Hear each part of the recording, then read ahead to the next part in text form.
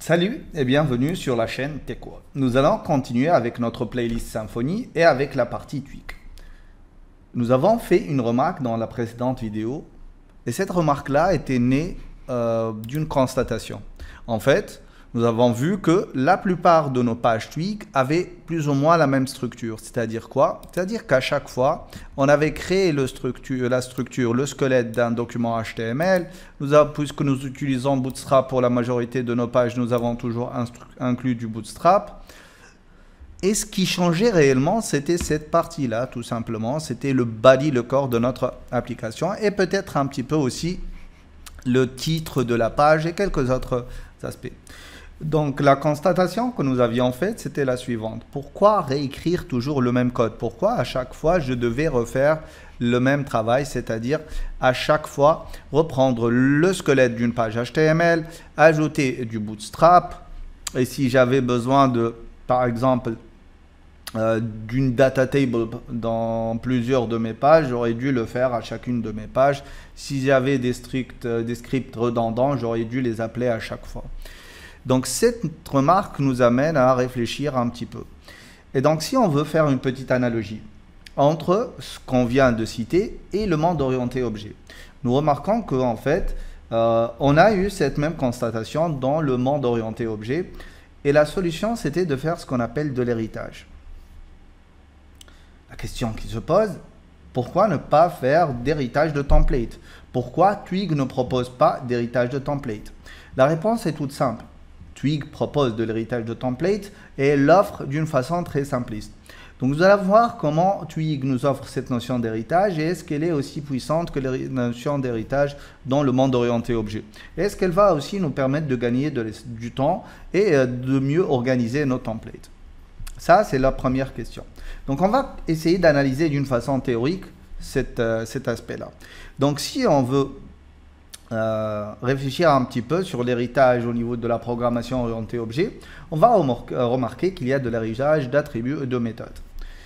On va se concentrer sur les méthodes. Donc les méthodes, ce sont en fait les choses qui vont être répétées d'une classe mère à une classe fille.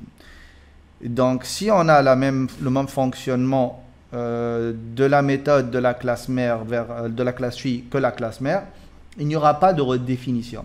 Par contre, si la classe fille veut avoir un fonctionnement propre à elle, elle va aller redéfinir ça. Donc, elle va recréer, redéfinir la fonction de sorte qu'elle puisse avoir son propre fonctionnement. Ça, c'est la première chose. Mais des fois, on voit que la redéfinition n'est pas complète. C'est-à-dire qu'il y a une partie qui est proposée par la classe mère, la méthode qui se trouve dans la classe mère. On veut reprendre le même code, mais pourtant, on veut ajouter quelque chose. Là, on ne fait pas de la redéfinition complète. En fait, au sein même de la méthode redéfinie, on va dire, je voudrais reprendre le code de la méthode de ma classe mère. Et je vais continuer ce travail-là. Donc, tout ça, on va le retrouver au niveau de l'héritage au sein de Twig. Donc Twig, il propose de l'héritage sous forme de bloc. Un bloc, c'est une partie qu'on peut redéfinir au niveau de la page fille. Donc lorsqu'une page hérite d'une autre page, lorsqu'un template Twig hérite d'un autre template, il peut tout simplement redéfinir tous les blocs qui ont été définis au niveau de du template parent. Un bloc, c'est quoi? C'est un bout de code HTML. Ça peut être un bloc vide dans la classe de template parent, comme ça peut être un bloc qui contient du code HTML, du code CSS, ce que vous voulez, ce qu'on peut mettre dans une page HTML. Et si on ne le modifie pas, on ne va pas remodifier le bloc, donc on va garder le même bloc. Du coup, on va hériter du même contenu. Par contre, on peut le redéfinir pour dire non, moi ce bloc-là, je le vois autrement. Par exemple, le title, je le vois d'une autre façon. Et si je veux récupérer le code du bloc parent, il y a une méthode pour le faire. Donc tout ce qu'on voyait avant, il existe dans le modèle d'héritage des templates Twig. La première chose que vous devez faire lorsque vous allez faire de l'héritage au niveau de Twig, c'est d'identifier quelles sont les parties fixes qui ne changent pas et quelles sont les parties variables. les parties fixes, c'est-à-dire que toutes nos pages qui vont hériter de cette page-là, de ce view-là, de ce twig-là, vont garder la même apparence. Par exemple, le squelette d'un template HTML. Par exemple, avoir un header qui va être fixe pour tout le monde. Du coup, on va essayer un petit exemple et vous allez voir comment ça marche. Donc, je vais essayer avec, ici, au niveau de mon dossier template, je vais créer une page que j'appellerai new file. Je vais l'appeler héritage.html.twig. Et après, bien sûr, on va reproduire ça sur les exemples que nous avons faits. J'ajoute ça sur Git et ici, je vais lui dire, bah ça va être un template. Et ce template-là, ça va être un squelette HTML standard. Et ici, je vais avoir un petit header. OK. Ensuite, je vais avoir une ligne horizontale, une deuxième ligne horizontale et un petit footer. Et je voudrais que le mot header et le mot footer et les deux lignes soient fixes. Et je voudrais aussi que tout le reste soit fixe, que tout le monde puisse accéder à ces éléments-là. Donc, je vais les garder comme elles sont.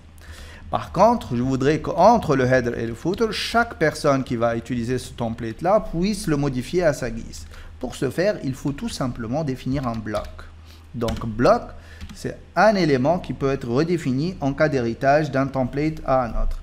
Par exemple, ici, je vais appeler ce bloc-là corps du document. Vous pouvez l'appeler comme vous voulez. D'habitude, on a des noms significatifs. Et maintenant, je vais lui dire, bah ça va être la fin du bloc, end block. Maintenant, ici, je vais mettre du contenu par défaut, OK, du bloc corps du document. OK? OK, donc ça va être corps du document.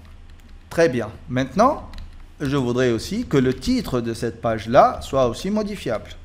Donc ici, je vais tout simplement créer un bloc que j'appellerai titre du document. Après, on ne gardera jamais des noms de blocs comme ça. Donc ici, je vais mettre titre par défaut du document. Et ici, je vais juste mettre un end block. Pour que ça soit plus lisible, je vais tout simplement descendre ça ici, descendre ça là, et hop, et hop. Voilà, comme ça, c'est beaucoup plus lisible. Donc ici, qu'est-ce qu'on a fait? On a défini cette page-là, de sorte que toute cette partie-là peut être fixe pour toutes les pages qui héritent de ce document-là. Cette partie aussi. Cette partie-là aussi, elle est fixe. Et cette partie, elle est fixe. Les seules choses variables, c'est ce bloc-là et ce bloc-là.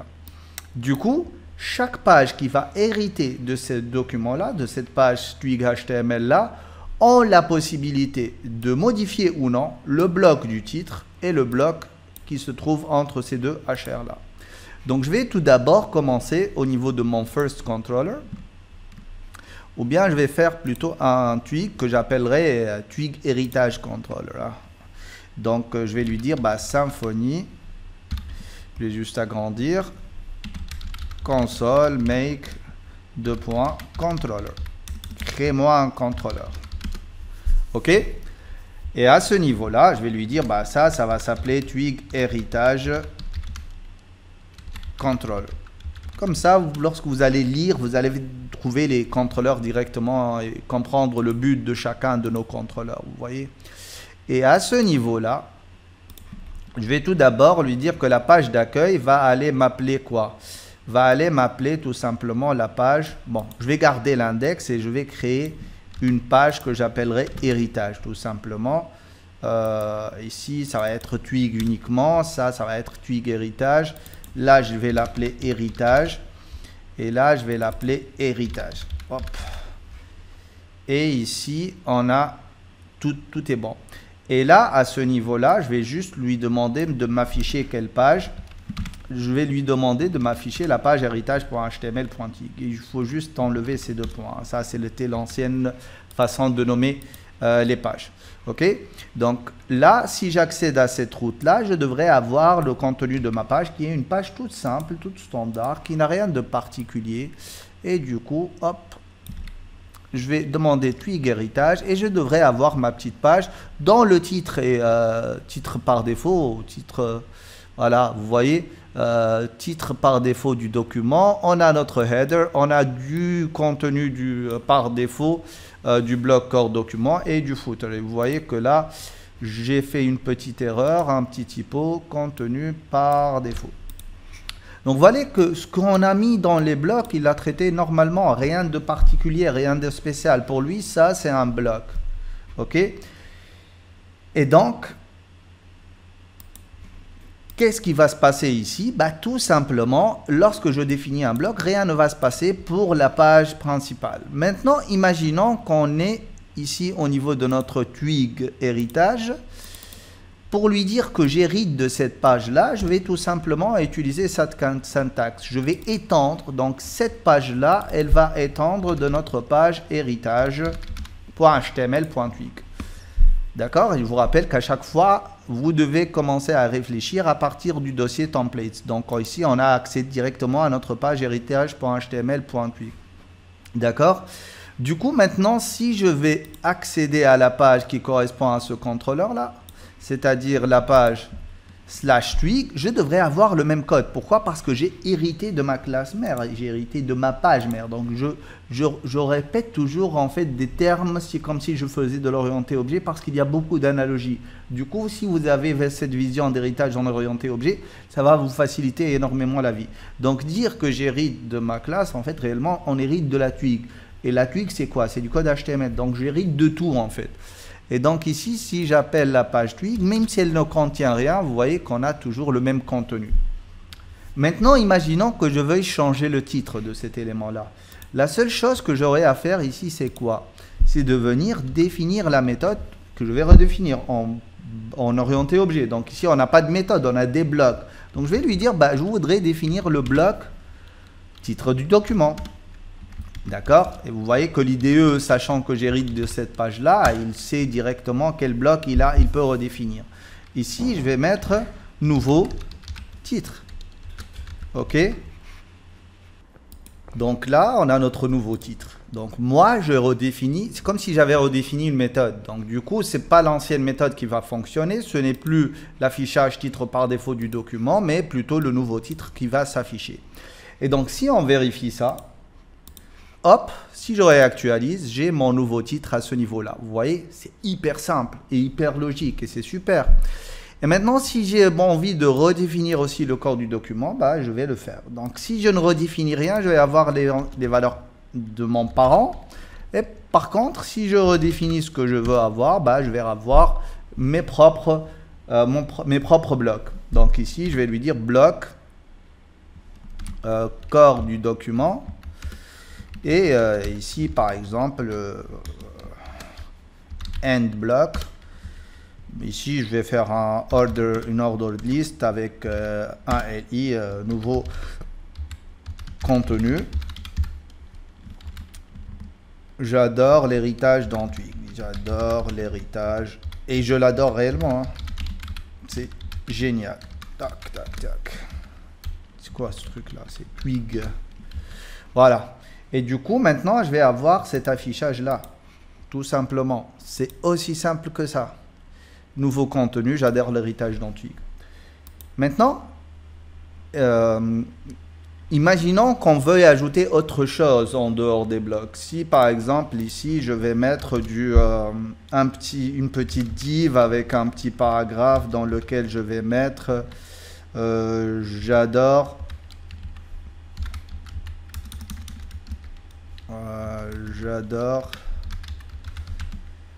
Twig. Voilà, n'importe quoi. Et je ne sais pas s'il fait de l'autocomplétion dans ce cas. Donc ici, je devrais faire ça. Hop. Et je vais reprendre tout ce corps-là. Hop. Et je vais le remettre à ce niveau-là. Voilà. J'ai oublié comment Emmet. Avec Emmet, on pouvait ajouter du contenu. Ok, c'est pas grave. Donc du coup, il se fait ici, logiquement, je ne sais pas ce qui va se passer. Réellement, je le sais. Il va nous sortir une grosse erreur qui nous explique exactement le problème qu'il a rencontré. Il nous dit a template that extends another one. Donc un template qui étend un autre template cannot include content, ne peut pas inclure du contenu outside Twig blocks, à l'extérieur des blocs Twig. Did you forget to put the content inside the block? Est-ce que vous avez oublié d'ajouter le contenu à l'intérieur des blocs? Pourquoi? Tout simplement parce qu'il ne saura pas où mettre ce contenu-là. C'est aussi simple que ça. Il doit le mettre au début du body, à l'intérieur, à l'extérieur, dans le head. Il ne sait pas. Et lorsqu'il ne sait pas, ambiguïté égale problème en informatique et donc il va cracher. Donc on n'a pas le droit de mettre des choses à l'extérieur des blocs. Et c'est logique, ici, si on avait voulu mettre des choses au niveau de notre body, on aurait mis directement au niveau de ce document-là. Donc ça, c'est une chose qu'il faut ne pas oublier. Maintenant, la dernière chose que je vais vous dire avant d'arrêter cette vidéo-là, c'est que, imaginons que je veuille récupérer l'ancien corps de mon document, donc celui qui va me dire, je vais faire ça, c'est qu'il ne veut pas utiliser l'héritage. Parce que ça n'a aucun sens. Parce qu'imaginez que je rajoute d'autres contenus dans héritage, je vais être obligé de le faire dans cette page-là. Donc ça n'a aucun sens. Du coup, la solution était toute simple en fait. C'est comme si on faisait de l'orienté objet. Donc dans l'orienté objet, lorsqu'on a besoin de récupérer le code du parent, c'est très simple. On va utiliser selon le langage super parent, ce que vous voulez. Ici, vous allez appeler quelque chose qui s'appelle parent. OK? Et là, ça va vous afficher directement le contenu du bloc parent. Donc, c'est le contenu de la page de laquelle j'hérite, donc héritage.html.twig de ce bloc-là. Du coup, je vais avoir le contenu de mon bloc parent. Ensuite, je vais avoir ce contenu-là. Donc, si j'actualise ma page, regardez, la magie va opérer. Du contenu par défaut du bloc du core document et ensuite le contenu que j'ai personnalisé. Donc dans cette vidéo, on a vu la notion d'héritage avec Twig. Ce qu'il faut savoir, c'est que je peux créer comme je peux le faire pour la classe phi des méthodes. Donc dans la page phi, je peux créer de nouveaux blocs qui vont être hérités par le bloc par les petits-enfants et ainsi de suite. Donc on a vu comment définir la notion d'héritage en utilisant les blocs. On a vu que tout ce qui était à l'extérieur des blocs, c'était des parties constantes qui vont être héritées par tout le monde. Donc nous, lorsqu'on va créer une page à partir de laquelle vont hériter plusieurs personnes, toutes les parties que je veux permettre à mes pages filles de personnaliser, je les mets à l'intérieur, je les définis dans des blocs. On a vu comment redéfinir nos propres blocs et on avait vu comment récupérer le contenu du bloc parent et l'afficher directement au niveau du bloc fils. Voilà pour cette vidéo. Dans la prochaine vidéo, on va essayer de reprendre notre code pour pouvoir créer un petit template dans lequel on va ajouter le contenu de nos différentes pages. À la prochaine vidéo. Salut, bye bye.